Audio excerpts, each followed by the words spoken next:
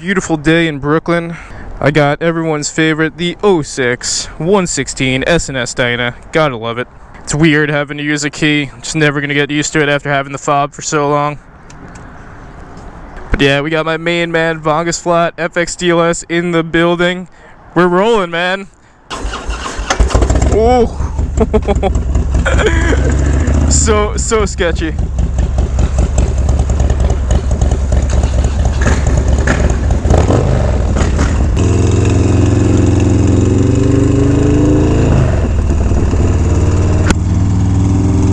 Yeah, so I did record some stuff in a previous video, but camera actually wound up going dead. But in our last video, we actually met up out in Dumbo, and you know, we took some pictures there. We accidentally crashed a wedding, and yeah, you can see he's got a pretty dope setup, you know. I don't know if you could see it from the last video. I tried to get a bunch of good shots of the bike. Beautiful morning. I think the plan for today is because yesterday I was actually riding back from Long Island. You know, I got to see the family for a little bit yesterday, me and Jenny, and we got caught in some pretty gnarly rain, and this bike started doing some weird stuff, which it has done before, where, like, you know, you'll get on it and then it'll just like start hiccuping. And it did it last summer, and when this happened, moments later I wound up broken down on the side of the Grand Central.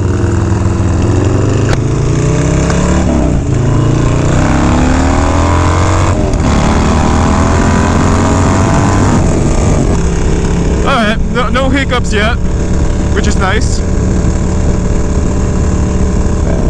Good old Kosciuszko Bridge.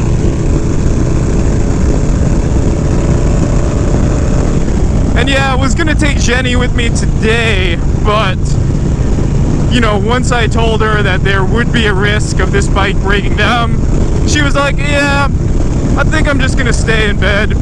You and your buddy go out without me. And I was like, yeah, that's definitely understandable. So yeah, Jenny is taking it easy back home, and yeah, we were out here riding. But yeah, so I mean, I don't think I made a video about it or anything. Definitely posted about it on Instagram. It was about a year ago, and I'm just cruising along the Grand Central Parkway, and you know, like I said, the thing just starts hiccuping, and then out of nowhere, all power is cut, and I'm pulled over, and there's literally oil everywhere. So yeah, that happened, and then you know, we had to get it towed. It took a couple hours. AAA was of no help, so I actually had to hit up Steve from Rolling Thunder, who has a separate towing business, and he came through, and my dad came through and helped me out. Love you, Dad.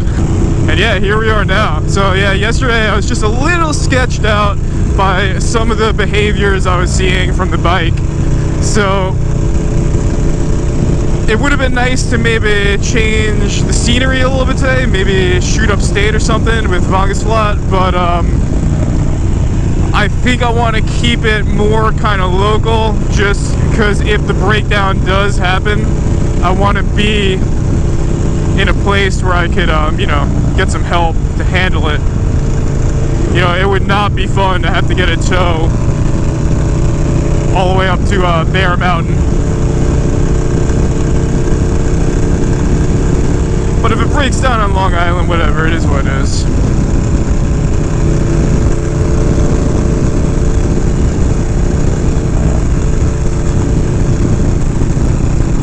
But yeah, so that's kind of my little story right now. We're gonna continue our ride. I'll throw up some clips of what we get into today. But yeah, I guess I gotta throw it back to you guys. You know, what's your experience with breaking down? Have you ever broken down before to the point where you needed to tow it? Or have you just never been in that situation yet? Because if you put in enough miles, man, you'll be dealing with it one day. But right now, the bike's running pretty good, so I can get on it without it hiccuping. So it actually makes me wonder if the reason why that was happening was because of the rain and like water getting into it.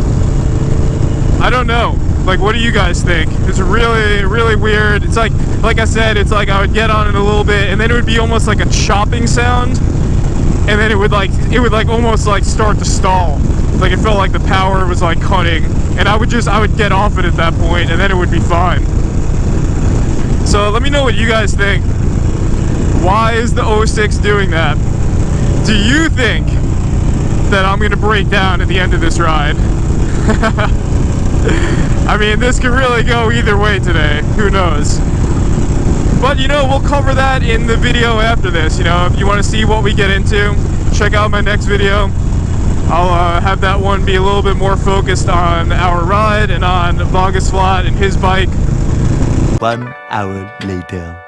Okay, so to give you guys an update, I know I said I was going to close the video out, but I'm not going to leave it to the next video for you guys to see where this landed. So basically what happened, like I said, I had my suspicions that the bike was running kind of weird, and then me and Vongus got onto the 495, and I started to get on it a little bit, and then all of a sudden, you know, rather than feeling the choppiness, I started like hearing this weird hissing noise, and it sounded like it was coming from the air intake. But I'll turn it on, I'll show you a couple video clips so you guys could hear what I'm talking about.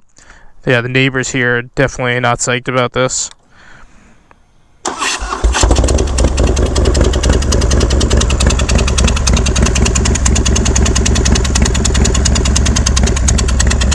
So yeah, I don't know if you guys could hear that. But why don't I kill two birds with one stone and get this thing back in the garage?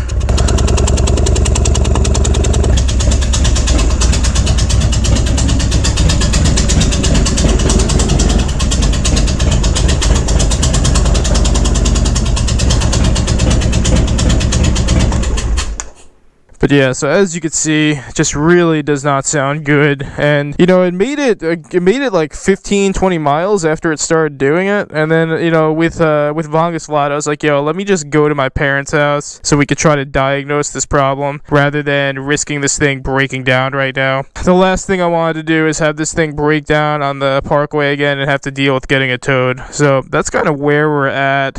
I don't know if that hissing is coming from the head of the engine. I don't know if it's coming from the gaskets on the exhaust, and I don't know if it's coming from the air intake. I have no idea. And this is like a pretty crazy air intake. This isn't like, it's not like this one, the heavy breather that I just took off my lowrider S. Like it seems like there's a lot more going on here with this crazy S&S twin breather. So, you know, we're at a point where, you know what, I'm just rather be safe and not risk the breakdown. Like, I can't diagnose exactly what's happening, and even if I could, like, it's probably a little bit past my pay grade at this point for me to start taking stuff like that apart on my own without having someone here to help me out. So we'll see what happens. But yeah, that's it. You know, I'm just gonna drop it here at the parents' place. And there you go. There's your answer. It's like, didn't break down, but also not in a state in which I would put myself back on the highway and risk the breakdown. So basically what I told Vongus when he came here is I was like, yo dude, I know you wanted to ride, I don't want to hold you up. So I told him, why don't you go do a loop, go do a pencil loop, and then come back here and see where I'm at.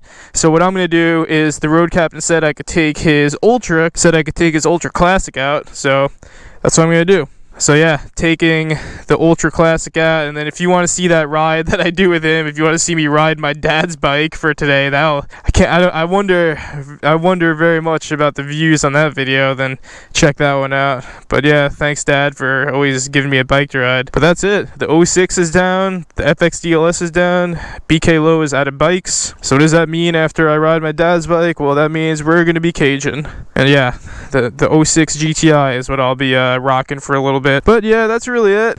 Thanks for hanging out with me today. If you want to catch the rest of this ride, see me ride the Ultra Classic, check that out. And yeah, that's it.